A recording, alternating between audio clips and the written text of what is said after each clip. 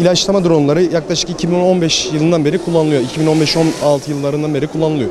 Şanlıurfa bölgesinde de yaklaşık 3 yıldır aktif olarak hem ilaçlama yapıyoruz hem de bu dronların satışını gerçekleştiriyoruz. Son yıllarda çiftçi faydasını görünce daha popüler olmaya başladı. Hatta çiftçiler normalde eskiden işte kiralık olarak arazilerini ilaçlatıyorlardı. Şu an işte arazilerini ilaçladığımız çiftçiler kendileri bu dronları temin edip kendileri arazilerini ilaçlıyorlar. Normalde traktörle, holderle ilaçlama yaptığınız zaman %5 oranında mahsulü eziyorsunuz.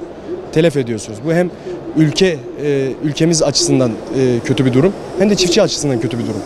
Ondan sonra su problemi var biliyorsunuz dünyamızda. Normalde holderle atıldığında 600 litre 1 ton su eklemeniz gerekiyor ilaca.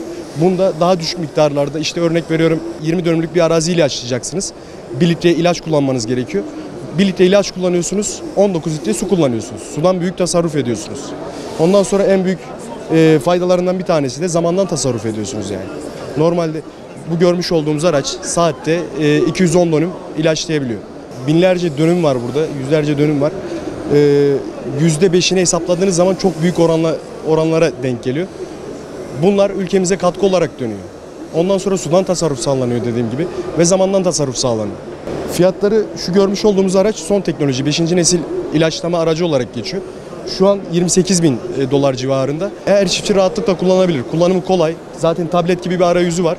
Gerekli bütün eğitimleri veriyoruz. 1-2 günlük eğitimden sonra rahatlıkla çiftçi ilaçlamasını yapabiliyor. Son zamanlarda dediğim gibi biz ilk işte 3 yıl önce Şanlıurfa'ya geldiğimizde 3-4 drone vardı burada çalışan. Şu an 3 yıl aradan sonra yaklaşık 100 tane drone var alanda çalışan. Benim öngörüm 5 yıl sonra her köyde bir drone olacak yani. Yani çiftçilerimiz bence şunu soruyorlar genellikle bize. Hani faydalı olur mu diye soruyorlar. Ama zaten Ar-Ge'si yapılan araçlar bunlar. Hani 2-3 mühendis hadi bir hava aracı yapalım bu ilaçlama yapsın diye değil de şu an Amerika'da yaklaşık 300.000 drone kullanılıyor. Hani bunların gerekli dataları alınmış. Ondan sonra kaç metrede ilaçlaması gerekiyor. Ne kadar etkisi var. Bunların hepsi test edildikten sonra zaten bu hava araçları kullanılıyor. Yani gönül rahatlığıyla bu dronları arazilerinde kullanabilirler. Faydalanabilirler bu teknolojiden. Hiçbir zarar yok. Zaten baktığımız zaman biz normalde bir tarım ülkesiyiz ama Hollanda kadar üretim yapamıyoruz. Bizim ziraat mühendisleri arkadaşları bunları açıklarken de şey diyorlar.